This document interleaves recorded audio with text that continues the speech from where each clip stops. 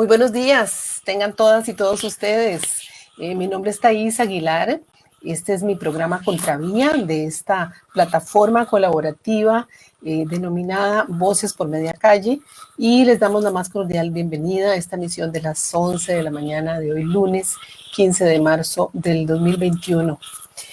Esta mañana les traemos en Contravía una entrevista que espero que sea de interés para ustedes, porque toca un tema que a mí personalmente me tiene muy preocupada en nuestro país, y es el de la educación. La entrevista de esta mañana la he denominado la situación de Costa Rica tras el cierre de los centros educativos debido a la pandemia. Y además, no podemos olvidar que en el 2018 y el 2019 el país también padeció varias huelgas, tanto de largo plazo en el sector educativo como algunas huelgas intermitentes. Y para hablar de este tema, mis invitadas de esta mañana son dos personalidades muy conocedoras del tema. Una de ellas es Patricia Portela de Souza.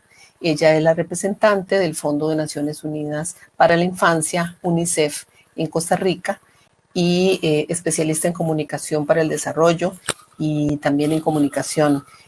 Patricia tiene poco de estar en el país, pero ella ha fungido en UNICEF en Brasil, en Mozambique, en Bangladesh y en Nueva York.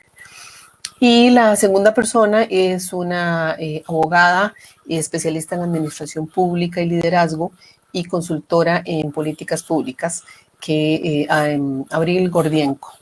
Ella ha escrito mucho, especialmente en las secciones de opinión de Nación, y también ha sido entrevistada por diferentes medios de comunicación para hablar precisamente de este caso de la educación y de la necesidad de abrir y demás. Además, muchos la conocerán porque es la cofundadora y líder y vocera de un movimiento ciudadano que se llama Poder Ciudadano Ya, que es una asociación que promueve las reformas al sistema electoral costarricense. Así que voy a... Muy bienvenidas. Estaba haciendo una presentación de ustedes. Muchas gracias. Un gusto estar aquí. Muchísimas gracias, doña Thais. Un placer estar aquí con usted y con doña Abril para esa discusión tan importante, ¿no? En el escenario global y regional y también costarricense. Entonces, claro. Bueno, bienvenidas a ambas. Bienvenidas a ambas.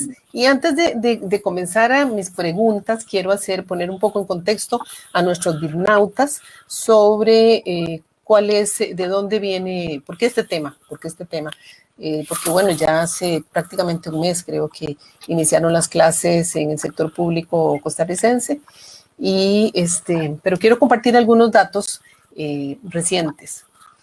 Desde que empezó la pandemia del coronavirus, más de 210 millones de estudiantes de primaria y secundaria han perdido al menos 3/4 partes de las clases presenciales en 20 países alrededor del mundo, según un informe de UNICEF, de la oficina de UNICEF en Nueva York, titulado COVID-19 y el cierre de escuelas, un año de educación interrumpida.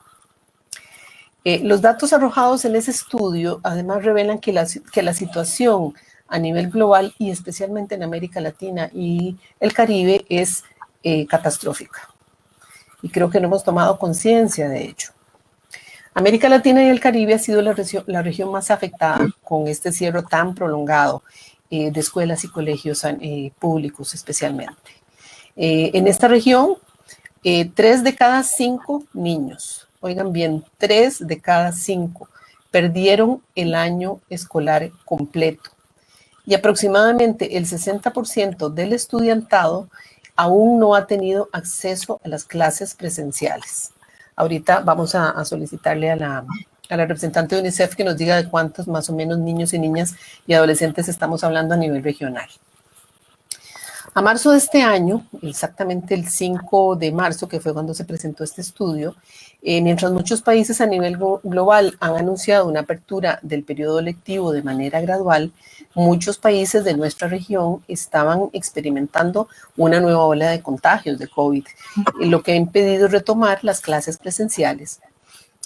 A un año prácticamente de estar cumpliendo el planeta esta situación de cierre y de pandemia. De los 7 países latinoamericanos que habían abierto al 5 de marzo completamente sus centros educativos, solo 7 países a nivel latinoamericano habían abierto sus centros educativos, 12 naciones los mantenían cerrados y 17 los han abierto parcialmente. Me parece que Costa Rica encajaría en esos 17 porque es una apertura híbrida, según hemos visto. Y eso está afectando a 114 millones de infantes y adolescentes. En promedio en la región se cerraron los centros educativos por 158 días. Y Costa Rica es el 6º país con el cierre más prolongado de 189 días. Entonces, pues para hablar de este asunto, vamos a preguntarle a doña Patricia si podría profundizar un poco más sobre lo que pasa en el continente y lo que pasa en nuestro país sobre este tema de la apertura de clases y vamos a ir hablando también de otras situaciones alrededor de la educación y también pues lo que nos pregunten las personas que nos estén acompañando hoy. No, muchísimas gracias. Doña Thais, e uma vez mais um saludo cordial aqui a todas as pessoas que abriram espaço no início da semana para discutir um tema tão importante. E aqui um prazer estar acompanhada de Doña Abril, não? Que pensa Costa Rica de uma forma tão particular e especial e que está junto com outras pessoas impulsando os direitos humanos aqui em Costa Rica. Graças.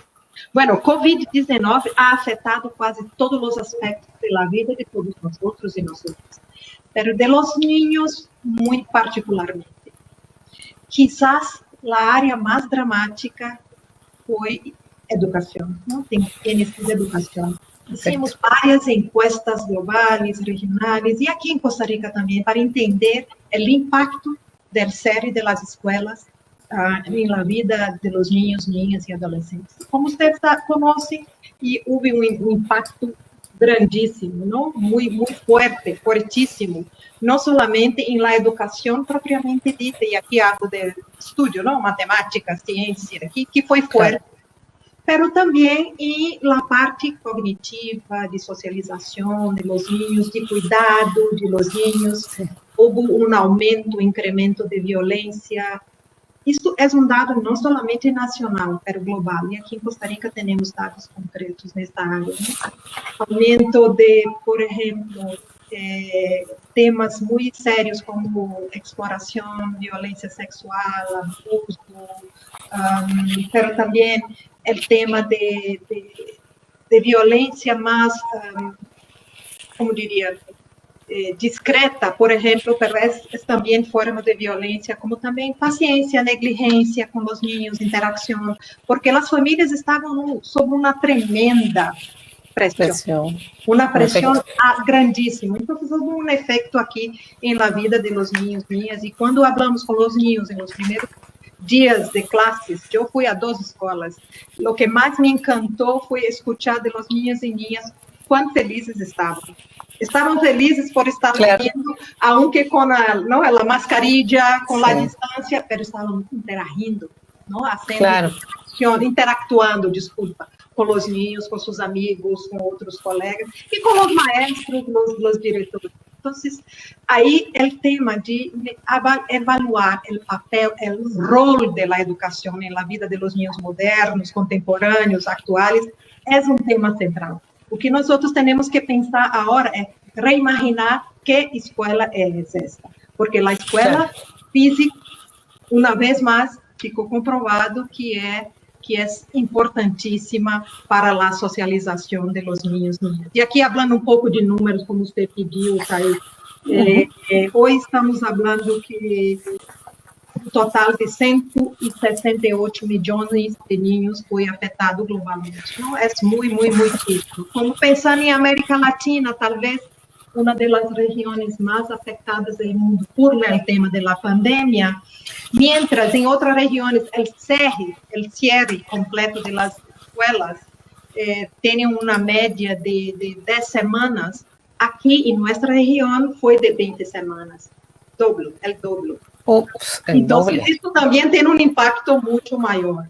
Por dicha, aquí en Costa Rica, ¿no? El gobierno, y aquí destaco el trabajo conjunto del Ministerio de Educación Pública con el Ministerio de la Salud, que trabajaron mano a mano para la reapertura segura, paulatina y, más importante, monitoreada de las escuelas.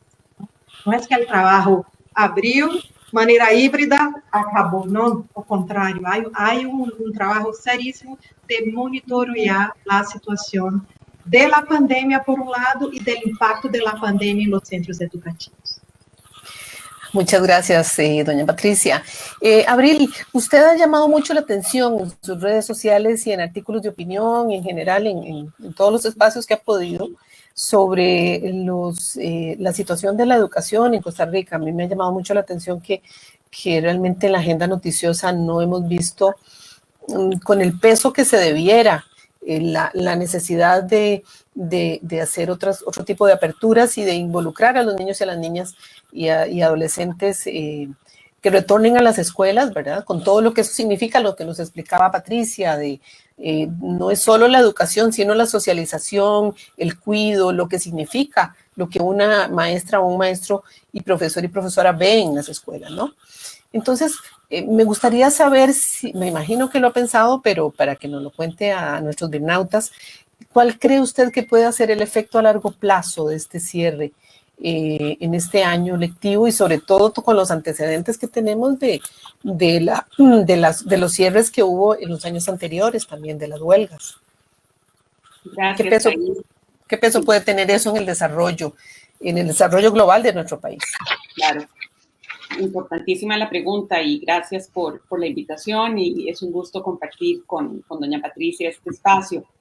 A mí me llama la atención que Costa Rica, que siempre se ha apreciado tanto de su sistema educativo, de que nuestros maestros son nuestros soldados y que, bueno, fuimos uno de los primeros países en el mundo en aprobar la educación obligatoria, gratuita, universal, etcétera. Y curiosamente se nos fue el año entero hablando de los impactos en la economía, en el empleo, en la salud, por supuesto, que son fundamentales. Pero a ese mismo nivel está el impacto en educación. Doña Patricia nos habló ya de es un impacto multidimensional que ha afectado todas las áreas del desarrollo y el bienestar integral de los niños, las niñas y los jóvenes. Entonces, imagínese que con solo la pérdida de conocimiento de la parte académica, al haber cerrado, imagínese que decía usted que llevamos 189 días de un curso educativo, de 200 días. De 200 días. Es decir, recibieron 11 días de lecciones presenciales. Sabemos todos los problemas que ha habido por falta de equipos y conectividad de internet, por falta de herramientas pedagógicas de los maestros y maestras para dar las lecciones. Entonces, lo que perdimos no fue solo la transmisión de aprendizajes duros, de conocimientos puramente académicos, sino que se perdió un año también de saber cómo están esos chiquitos y esas chiquitas y esos jóvenes.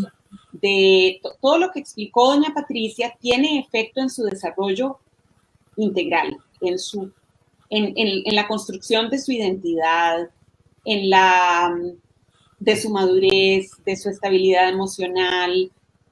Entonces, el país tiene dos grandes retos. Por un lado, recuperar la parte que es solamente conocimiento, solamente académica, y eso teniendo un sistema híbrido que definitivamente no es el ideal, que debemos verlo como algo transitorio y hacer un esfuerzo enorme por regresar a la presencialidad, aun si eso significa volver a cerrar cuando haya picos de contagio, pero el país debe proponerse volver cuanto antes a la presencialidad plena.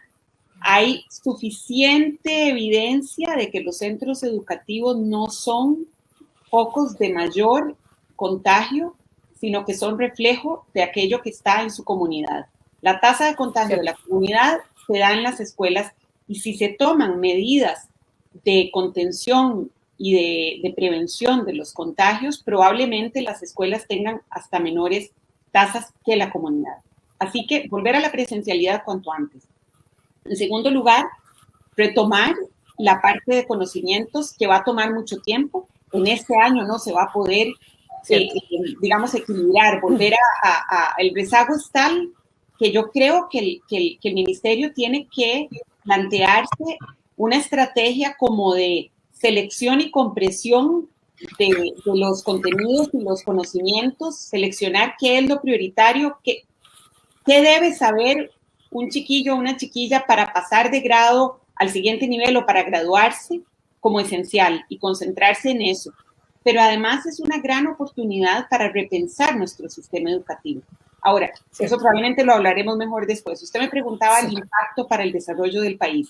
Basta recordar lo que ocurrió con lo que se llama la generación perdida de los 80, que son precisamente aquellos adultos de 40, 50 años que en este momento están con mayores índices de desempleo. ¿Por qué? Porque son los que tienen más baja escolaridad, menos capacitación, menos destrezas. Entonces sus trabajos fueron los que se perdieron en primer lugar, y son los que están viendo la más difícil ahora. Claro. Se nos van a profundizar las brechas sociales y económicas. Definitivamente. Y eso nos va a tomar años en términos de recuperar los índices de desarrollo humano que teníamos, que con tanto orgullo habíamos ido alcanzando, pero además con mayores brechas profundizadas en las zonas que ya de por sí llevaban un rezago en desarrollo humano. Y luego está la competitividad del país. Costa Rica depende de su inserción en el mercado global. De hecho, el área de nuestra economía más pujante es el área de inversión extranjera directa. Todas las empresas que vienen aquí porque el talento costarricense es superior al de gran parte de América Latina y del mundo. Y eso es por lo que se ha invertido en educación en los últimos prácticamente 60 años. Bueno, más, todavía mucho más. Exacto. Eso no deja de ser claro. Continúa, por favor. Sí, no, y luego está la parte socioemocional. Estos muchachos, sabemos que al no estarlos viendo, pero intuimos y sabemos. Quiero devolverme aquí un momento para explicar algo fundamental. Los centros educativos públicos son la puerta de ingreso y de conexión de nuestra población más vulnerable con el estado de bienestar. Porque al entrar a la escuela, al entrar a un Sensinay o a primer grado o al colegio, no solo reciben educación, sino que tienen contacto con los otros ojos de protección del Estado, como puede ser la alimentación a través de los comedores escolares, la intervención que hacen los CEBAIS anualmente en las escuelas, que en el 2020 no se hizo, para medir talla, peso, para ver cómo están en general. Creo que también se verifican vacunas, me parece, ¿no? Vacunas. A través de las escuelas, las maestras y las orientadoras se dan cuenta si esos niños tienen algún grado de depresión, si hay abuso físico, emocional, sexual. Las escuelas son centros donde se les dan una serie de conocimientos y herramientas para, por ejemplo, mitigar o disminuir los embarazos juveniles, para evitar que terminen trabajando, o sea, que trabajen a edades tempranas en vez de concluir su educación, en fin. Entonces, al haber cortado eso a rajatabla por un año entero, no solo debe haber habido un aumento, los datos, no puedo decirlos porque he visto datos que se contradicen, entonces ya no estoy segura, pero por un lado oí que se había perdido contacto, o leí que se había perdido contacto con cerca de 90,000 estudiantes, luego una cifra menor, pero bueno, entonces la exclusión aumentó, y más la parte socioemocional, muchachos que por un año han estado, que no sabemos cómo están. O sea, de nuevo, es cómo van a recuperar el tiempo perdido en todo aspecto, en todo sentido. Como ciudadanos, como personas emocionalmente desarrolladas y en la parte cognitiva y de conocimiento. Claro, es que estamos hablando de prácticamente un año perdido, más todo lo que suman los otros, el efecto de las huelgas que tuvimos, lamentablemente, ¿verdad? Y creo que eso definitivamente va a ser mella en el desarrollo del país, cuando tanto se habla de la necesidad del segundo idioma, del dominio del inglés, de las herramientas digitales para nuestra población de estudiantes y para su inserción en este mundo globalizado, que además ha dado un gran salto en ese sentido con la pandemia. Eso es uno de los sectores que más se ha visto favorecido. Doña Patricia, ¿usted podría agregarnos un poco más sobre este panorama que nos ha planteado Abril? No, muy interesante, doña Abril. Estoy totalmente de acuerdo. Aquí nosotros en UNICEF decimos que, siempre hablamos que la escuela debería ser, en cualquier emergencia, no estoy hablando solamente de pandemia, el último servicio social a cerrar y el primero a reabrir. Cierto. Porque los centros educativos, las escuelas, no son solamente espacios para aprender formalmente, ¿no? El ensino formal. Pero hay muchos otros servicios que se dan, como habló muy bien doña Abril, alrededor de la escuela. Además de todo el tema que hablamos en el principio, la socialización, integración social de los niños, niñas, ¿no? Adolescentes, y también la función, el rol social de la escuela en una comunidad. Cierto. Como una plataforma de integración social de la comunidad. Muchas escuelas abren a los fines de semana, hay actividades, clases, ¿no? Donde padres, madres, tíos, tías, la comunidad se encuentra. Entonces, hay una función, si puedo hablar así en español, social, social, importantísimo de la escuela. Y ahí yo gustaría de agregar un punto para nuestra conversa, que es pensar un poco en 2021, como podemos aqui, numa sociedade como a sociedade costarricense, que logrou tantíssimo nas últimas décadas, avançou tantíssimo com o tema de los direitos humanos, e aqui falando do direito à educação especificamente, não é um país que é considerado um exemplo. Mas agora, o que a pandemia nos mostrou muito claramente é que temos que reimaginar este sistema educativo para não somente não perder os logros, doña Abril, acelerar o aprendizado, temos aqui o aprendizagem, temos que acelerar tantíssimo, porque há dado, talvez seja interessante compartilhar aqui, do Programa Interamericano de Avaliação de Estudantes, não, o PISA, o famoso PISA. O promédio de los aprendizajes de los estudiantes del quintil de ingreso más alto aquí en Costa Rica pudo reducir-se em 10 puntos, ou seja, 2 puntos percentuais. É um sistema que mede por pontos. Então, são 10 pontos que se perdiu as camadas mais ricas, ¿no? As mais bajas perderam 33 pontos. Ou seja, 9%. Ou seja, aí quando falamos de aumento das brechas sociais, das desigualdades que são tão marcantes em nosso continente, não? Eu me quedei mais de 15 anos fora do continente, não? Eu sou brasileira, mas estou ali para trabalhar, como você falou, e regresso agora muito contenta por Costa Rica, através de Costa Rica. Pero percebo que, depois de tantos anos, todavía estamos falando, não, doña Abril, doña Thais, de los temas, colegas que estão escutando, de los temas de desigualdade, inequidade social. E aí há um tema que temos que pensar. Então, quando eu planteo o modelo que queremos, e como falou doña Abril, a porta de entrada do desenvolvimento é a educação, ainda não criando outra coisa para a educação, seja para reforçar a economia. Então, o que podemos fazer aqui em Costa Rica para não somente reduzir a brecha da aprendizagem, mas, además, como adaptar as escolas, os centros educativos, o sistema educativo em vis-a-vis los nuevos retos y desafíos que tenemos para el mundo moderno.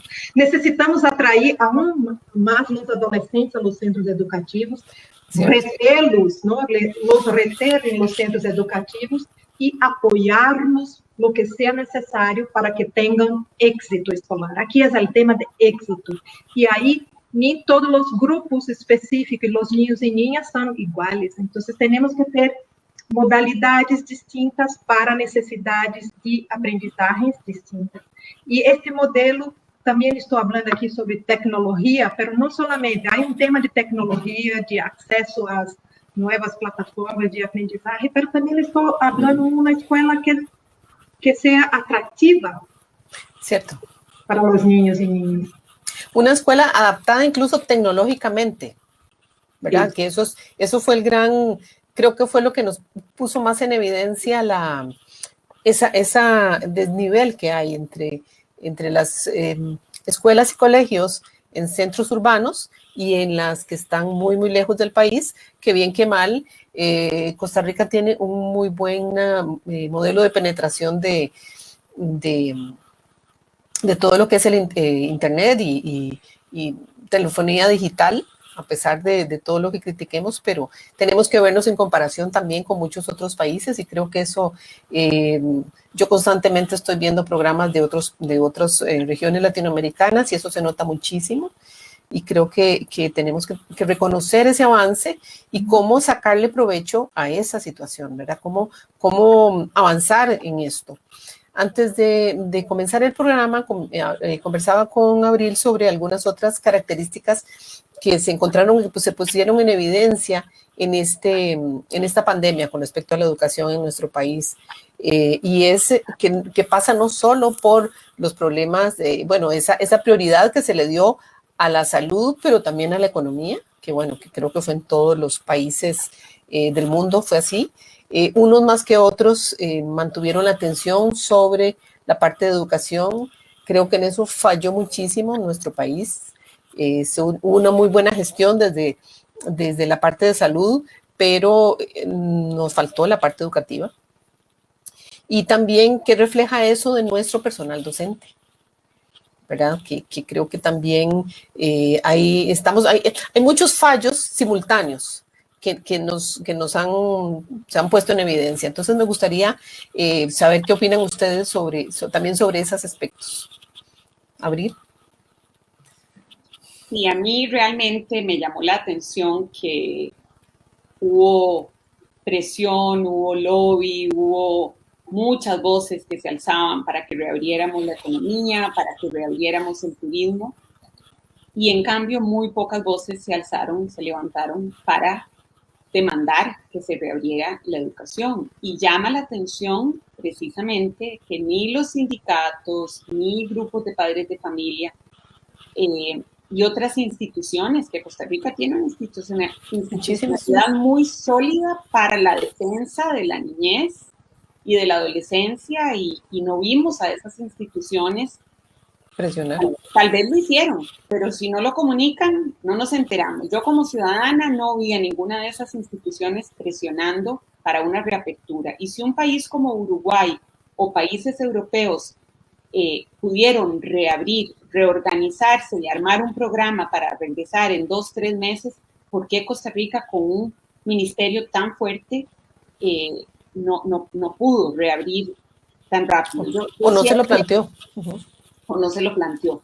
Creo que esa parálisis que se vive cuando llega una crisis tan fuerte, sistémica como esta, está bien y está justificada por un plazo, pero luego hay que reaccionar y hay que adaptarse y hay que improvisar y salir adelante. Me hubiera gustado ver planes piloto, escuelas abriendo en zonas donde había 0 contagios o muy bajos contagios para ir identificando los retos de ese regresar. Pero bueno, eso no se hizo y usted decía, ¿qué dice eso de nuestros docentes? Yo creo que lo que dice es que los docentes de alguna manera, la misma sociedad les ha quitado y los ha despojado de ese rol fundamental de agentes de cambio, de agentes de desarrollo. Igual que los centros educativos, como lo dijo muy bien doña Patricia, los centros educativos deben volver a ser el eje central del desarrollo en las comunidades. Y los docentes recuperar aquella aura, ¿verdad? El liderazgo que tuvieron. El liderazgo que tuvieron. Y muchos lo tienen. Yo diría que la gran mayoría de los docentes y las docentes de Costa Rica son personas súper comprometidas, son personas con una gran vocación, que aman lo que hacen. Muchos lo hacen en condiciones muy adversas, con disparidades inmensas, pero no les damos voz, no, los estamos en muchos casos dejando abandonados, dejando solos. El mismo ministerio, lamentablemente, alimenta o reproduce esas disparidades entre las condiciones de unos centros y otros, y de unos docentes y otros. Y esta es una oportunidad para reinventarse. Todas esas disparidades salieron a la superficie. Todo eso está hoy más claro que nunca. Claro. Entonces, no es solo regresar, sino no regresemos a lo mismo. Regresemos a un sistema educativo fortalecido, renovado, que incorpore innovación en los currículums, que incorpore destrezas para la vida, que incorpore la experimentación, donde los maestros sean, como dice una educadora a quien respeto mucho, Marlene Stewart, que los maestros sean facilitadores del aprendizaje, no transmisores de conocimiento para que se lo aprendan de memoria. Sí, claro. Y es que además hasta el modelo de educación y de percepción y de apropiación del conocimiento ha cambiado muchísimo. Y creo que estamos con modelos obsoletos en muchos sentidos. En el sector público especialmente, porque hay más experimentación en algunos otros sectores. Doña Patricia, Talvez adicionar 2 pontos aqui. Com todos os retos. Eu cheguei em Costa Rica fines de agosto, não? Empecé verdadeiramente em setembro. Então, estou falando mais do período que eu estou. Sim. Uma coisa que me impressionou muito, um dado, é que rapidamente los maestros del MEP y los maestros empezaron a hacer todo el trabajo digitalmente. Y ahí cuando fui, entonces, o sea, de la noche por el día, todo el mundo tuvo que se adaptar con la nueva realidad, aunque con muchísimos retos, ¿no? Porque verdaderamente alrededor de 63% de los niños y niñas tuvieron, ¿no? un acceso a todas las tecnologías digitales, entonces hay un tema ahí de brecha digital que todos nosotros conocemos. Pero el hecho es que los maestros, y aquí mis respetos a todos los y las maestras, maestros, profesores costarricenses, porque se adaptaron rápidamente a las nuevas tecnologías, ¿no? Y ahí, porque no es solamente trasladar una clase presencial para la plataforma digital. Hay toda una metodología que tiene. Entonces, hubo una mesa de trabajo del MEP y nosotros, mis colegas de educación, estaban involucradas en qué plataforma digital utilizar y cómo hacer que los niños se involucren. Entonces, con todos los desafíos, con todos los retos, porque Costa Rica tiene este histórico de inversión en la educación, que claro, nosotros queremos caminar y mirar adelante, ¿no? Salir adelante, entonces miramos siempre al mejor, pero todo este lastro permitió que el país trasladase, tal vez, no sé, yo estoy hablando con mis colegas de la región, tal vez más fácil que en otros lugares, porque tenía este histórico. Y no solamente histórico, pero la priorización política en el área de educación. Y yo, doña Abril, hablé muchísimo, no solamente con los jerarcas del Ministerio de Educación, pero también con PANI, con el Ministerio de Salud, y yo pude ver que, claro, había una presión también interna de reabrir las escuelas, pero una persona que estaba más mirando del lado de la salud, nosotros porque no conocíamos el virus, ¿no? Entonces había muchas incertidumbres. La buena noticia es que 96% de los niños lograron estudiar año pasado, de las más variadas formas, porque no fue solamente digital, tuve también televisión, radio. Entonces, aquí mis respetos a los y las maestras, porque se adaptaron. Y también la coordinación del MEP, la estrategia aprende en casa. Claro. Bien o mal, benefició 96% de los niños. claro, donde yo estoy sentada, queremos un 100%, para que nadie se quede atrás. Entonces, ¿dónde están esos 4%?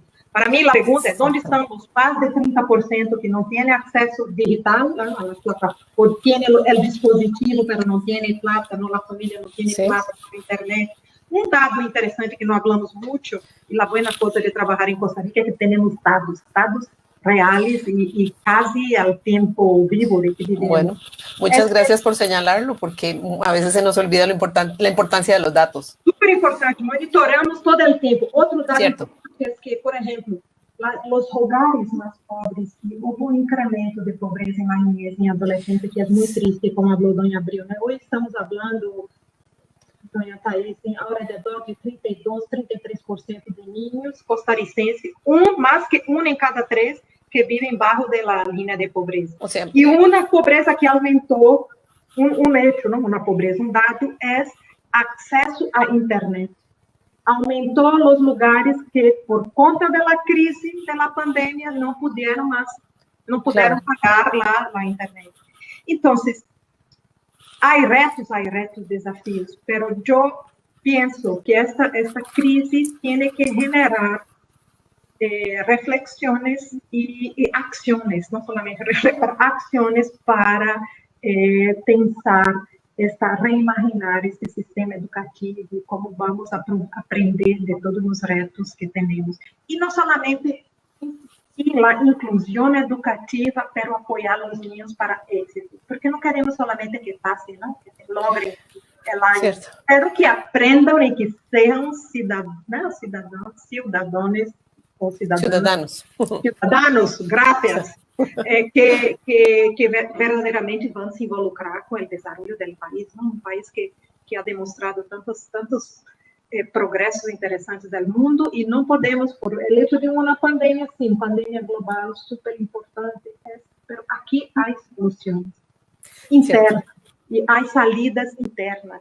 Hay como lograr, involucrando los jerarcas de los varios ministerios, los maestros, no profesores directamente, y los niños y niñas, escuchando los niños y niñas, porque yo tengo aprendido muchísimo en mis charlas con los niños y niñas. Cierto, ellos son los que pueden además comunicar cómo se sienten, qué están viviendo. Hay que darle mucho más voz, en eso estoy totalmente de acuerdo. Recientemente, creo que fue hace un par de semanas, la directora de la CEPAL, Alicia Bárcenas, señalaba que el sector de América Latina va a tener un retroceso de desarrollo de más de 10 años. ¿Eso va también a afectar de esa manera el sector educativo? ¿Qué dice UNICEF al respecto? Sí, porque esto que digo, ¿no? Tenemos que acelerar. La palabra ahora es adaptación, creatividad y al mismo tiempo acelerar aquí también el aprendizaje. No podemos nos contentar que Costa Rica tuvo un promedio de pérdida de aprendizaje en los últimos 2 años. Entonces, la pregunta es lo que tenemos que hacer ahora para recuperar este aprendizaje lo más pronto posible. Lo más pronto posible. Y ahí utilizar las ventajas de las nuevas tecnologías, ¿no? Hoy, por ejemplo, yo era niña, mucho tiempo atrás, no teníamos mitad de la información que una niña de 10 años tiene hoy, porque pero podemos utilizar eso de una forma positiva o negativa, y aquí todo el trabajo, todas las organizaciones, es bonito en Costa Rica, como habló doña Abril, que hay muchas organizaciones gubernamentales, no gubernamentales, redes, ¿no? de personas, universidades que piensan y hacen la reflexión sobre la situación de Costa Rica. Y yo pienso que para mí esto es innovación, pensar nuevas formas de cómo acelerar el aprendizaje formal de los niños y niñas. Y ahí ahora estoy hablando de matemática, de español, de ciencia. Claro, de cómo recuperar todo ese conocimiento y esto, claro. Recuperar. La inversión que Costa Rica hace en educación no puede tener un PISA abajo que tenía como 2, 3 años atrás, ¿no? Entonces tenemos que mirar cuáles son los retos, cómo hacer, como habló bien doña Abril, y ahí hablar con los maestros, lo que podemos acelerar en cada una de esas. Y también entender que las escuelas y los centros educativos no son los mismos en cada parte, ¿no? Y hay grupos poblacionales específicos que necesitamos mirar más especialmente. Y aquí estoy hablando de los indígenas, por ejemplo, ¿no? La inclusión social, porque ninguna reducción, disminución de las brechas sociales acontecer si no hacemos la inversión en estos bolsones, ¿no? Que necesitan, estos grupos específicos que necesitan de un apoyo mayor. Entonces, dos ejes. Una aceleración de la manera general y otro, una focalización de las políticas educativas para que estas personas, este niño, niña se quede atrás de aprendizaje, ¿no? Específicamente. Claro. Además, tenemos muchas ventajas. Somos un país pequeño, con buenos datos, muy bien ubicado todo el desarrollo y la segmentación que hay en el país del desarrollo de cada sector, de cada uno de los sectores. Así que, Abril, ¿cómo podríamos organizar, empujar esa aceleración que señala Patricia y UNICEF? Y cómo recuperar esa, porque en realidad creo que el tamaño del país, que la condición de desarrollo, bien que mal, nos permite dar un salto cualitativo. ¿Qué nos falta si tenemos toda esa inversión de largo plazo?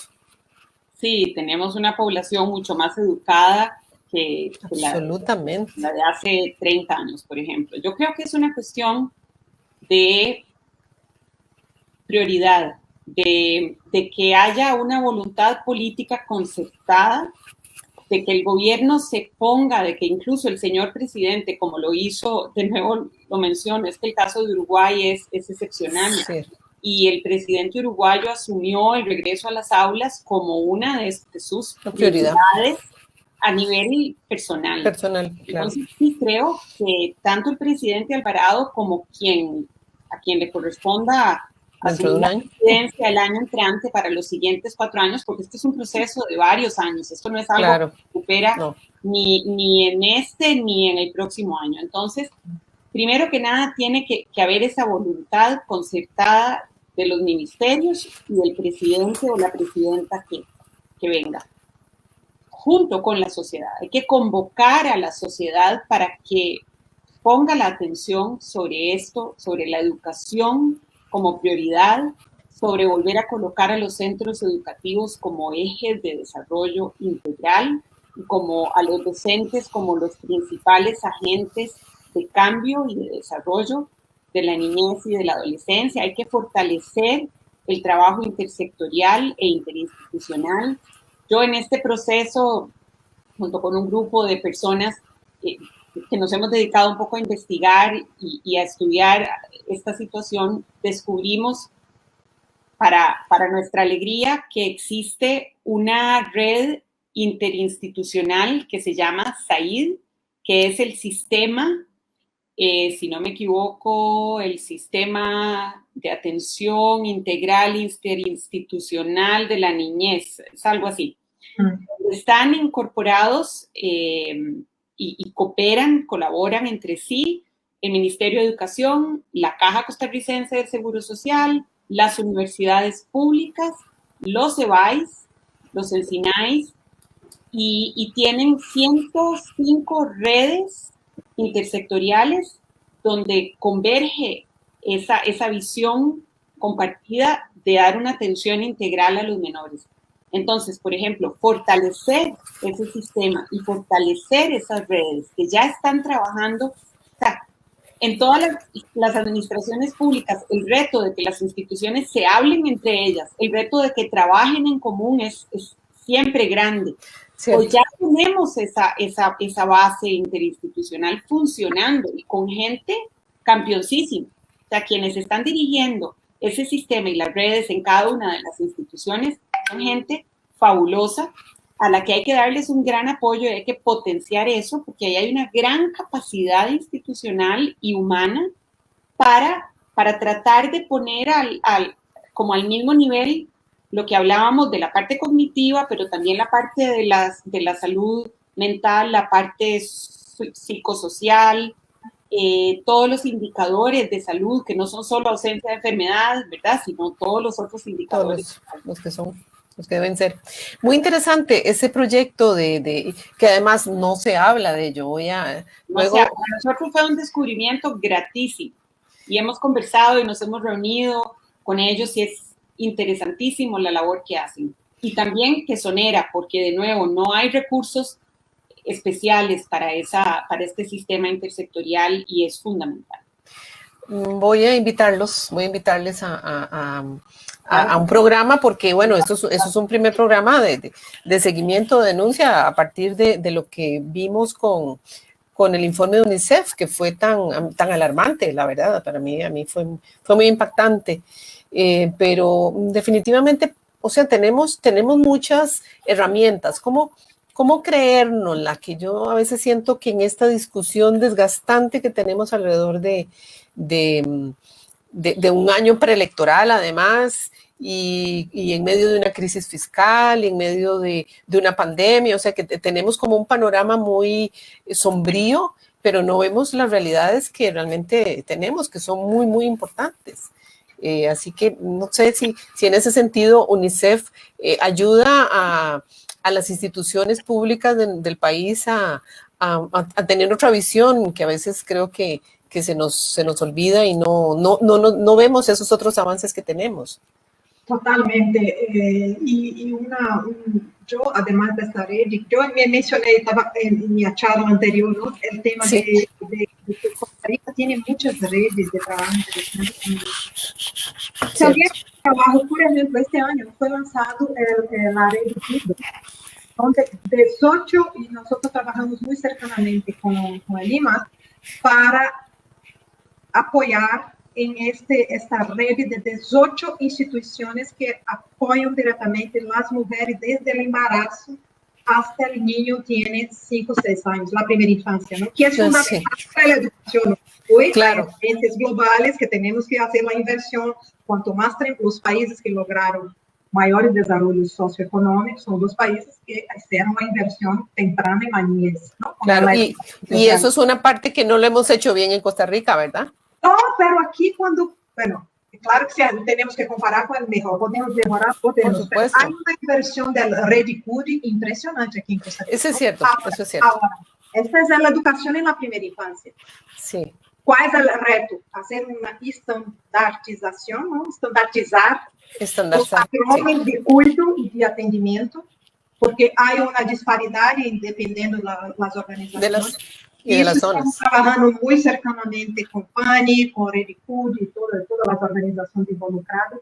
Y ahora, con el programa Nido, con 18 instituciones, mira, 18, es un reto coordinar, pero hay acciones específicas para cada una de ellas. Entonces, para mí, debemos mirar cuáles son nuestras redes de articulación que tenemos, porque un niño o una niña, para se desarrollar integralmente, necesita de educación, de salud, de protección social, y todo alrededor de yo llamo un cinturón de protección y amparo de esos niños y niñas. Entonces, ahí, trabajar con varias instituciones es fundamental, es crítico. La propia red Cudi es una articulación de instituciones.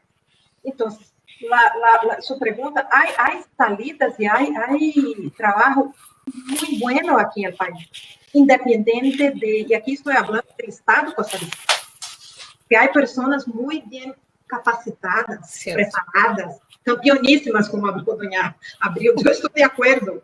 Entonces, para mí, la salida, sí, necesitamos mirar dónde están, y aquí como tenemos dados, las análisis, ¿no? El Estado de la Nación ayuda muchísimo, todas las análisis del país, y ahí conocer un poco, y hacer una discusión específica de los sectores y cómo un sector puede apoyar al otro. Y aquí, para abrir las escuelas, yo entiendo que tal vez para la sociedad costarricense no hubo mucha comunicación, pero yo vi internamente y dentro de nuestras contrapartes gubernamentales, algunas contrapartes sendo muy vocales, vamos a reabrir. Y tuve coragem, ¿eh? De verdad, poucos países de América Latina empezaram al inicio del año. Yo tengo colegas todavía ainda tentando abrir. Entonces, aquí en Costa Rica, abrimos.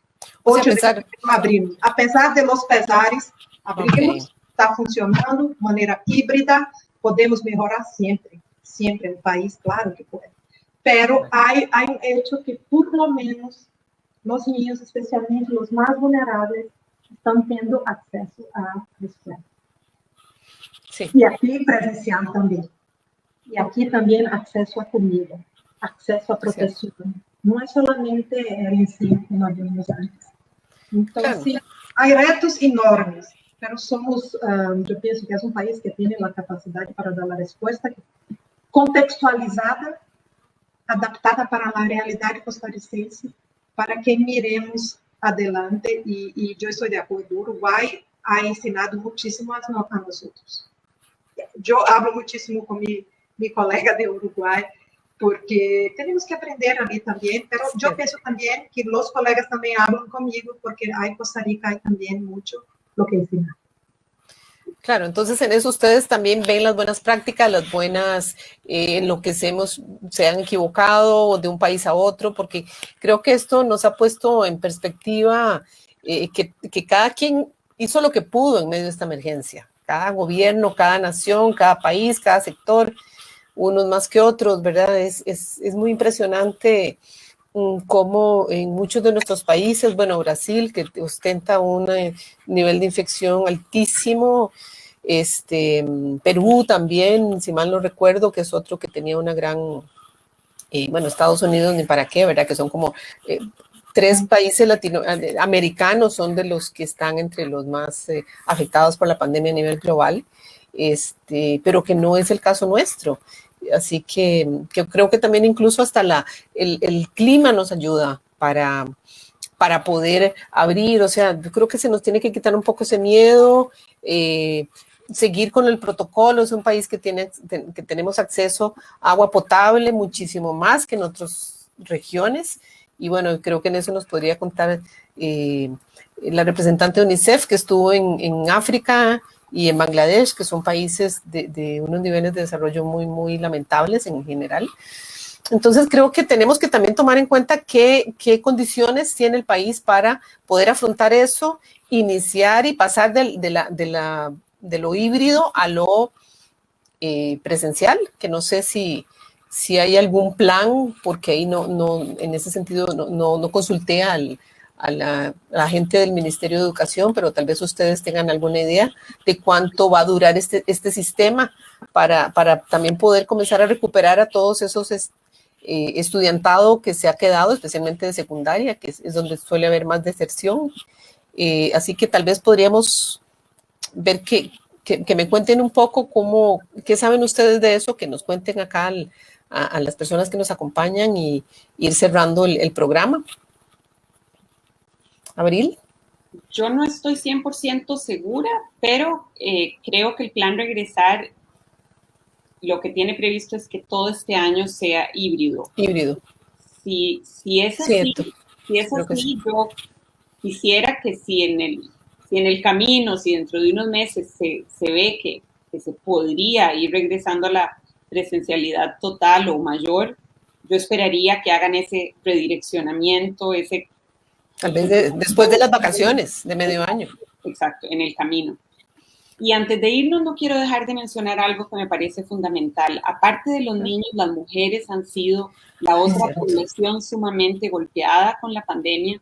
Y mujeres y sus hijos son una especie de fórmula que no podemos separar. El destino de unos está indisolublemente unido al destino de sus madres y viceversa. Claro. Entonces, al haberse cerrado escuelas, el desempleo de las mujeres aumentó por diversas razones y este no es el espacio, pero una de esas razones es el cierre de escuelas, porque muchas no pudieron volver a trabajar, pues, tener que atender a sus hijos, con además una sobrecarga de labores enorme, un gran desgaste emocional, mental, etcétera. Entonces, no debemos perder de vista en cualquier política, cualquier estrategia que hagamos para recuperar lo que se perdió con el cierre de escuelas, tiene que incluir por fuerza a las madres.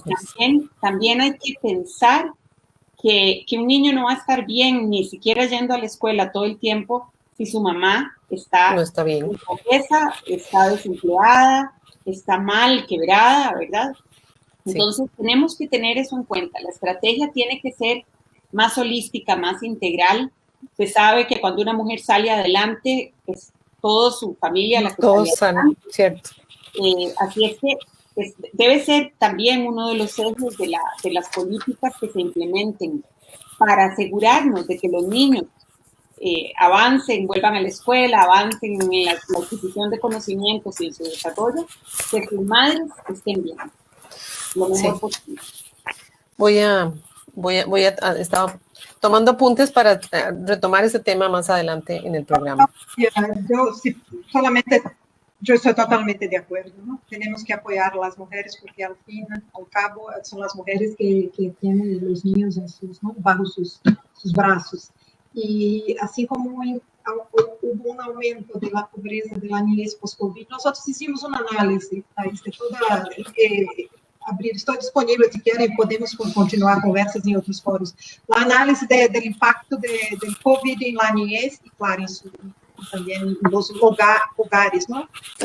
Y ahí más también hubo un incremento, ¿no? Estamos hablando en 26% más o menos de hogares bajo la línea de pobreza en Costa Rica. Sí. Un incremento de 5%, que es muchísimo. Mucho. Y ahí la gran mayoría, aquí solamente dado para reforzar lo que habló doña Abril, la gran mayoría es mujeres, ¿no? Son hogares creados por mujeres y con niños chiquitos. Muy pequeños. Una media de 2, 3 niños. Entonces, cuando nosotros miramos los niños, miramos a no solamente claro. pero los hogares donde viven los niños, ¿no? Sus comunidades también. Claro. Entonces, es un tema ahí que tenemos que trabajar siempre los dos. Y la discusión toda de protección social pasa por apoyar también estos hogares creados por mujeres. Esto es claro. Un drama no solamente, es un drama latinoamericano y de otras regiones también, ¿no? Claro. Situaciones muy, muy parecidas también. Y ya como última pregunta o comentario de parte de ustedes, ¿considerarían que sería fundamental ahora para la campaña política que arrancaría por ahí de octubre de este año, bueno, que ya están los fueros, digamos, en pleno trabajo, que las personas, los votantes, consideremos también esos planes de gobierno, no solo porque muchos se van a centrar en el problema fiscal y en el problema económico, pero que definitivamente tienen que haber un componente de educación de cómo vamos a tomar eso, cómo vamos a recuperar el liderazgo a nivel regional y cómo vamos qué apoyo va a haber para esas familias y esas mujeres desempleadas. No sé ustedes si sería importante comenzar a llamar la atención sobre eso. A mí me parece esencial. Lo que hay que hacer es eso, comenzar a señalarles. Yo casualmente estoy trabajando con Poder Ciudadano ya en un proyecto para que los partidos políticos estén obligados a inscribir su plan de gobierno cuando inscriben las candidaturas. Pues ojalá vaya un componente de estrategia, de recuperación, de reconstrucción de la educación, del sistema educativo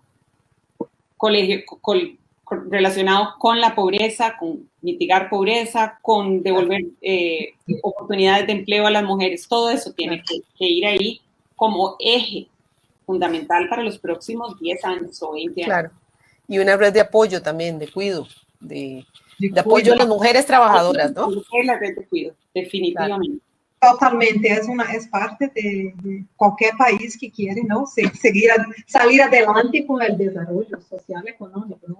Una cosa está atrelada a la otra. Entonces, es un tema que tiene que estar muy fuerte en la agenda de desarrollo costarricense en los próximos años. Entonces, tiene que estar en la agenda de los próximos, ¿no?, gobernantes del país. Y nosotros como UNICEF seguimos, como hacemos en todos los países, abogando por los derechos de los niños, niñas, adolescentes, la participación, la voz, ¿no?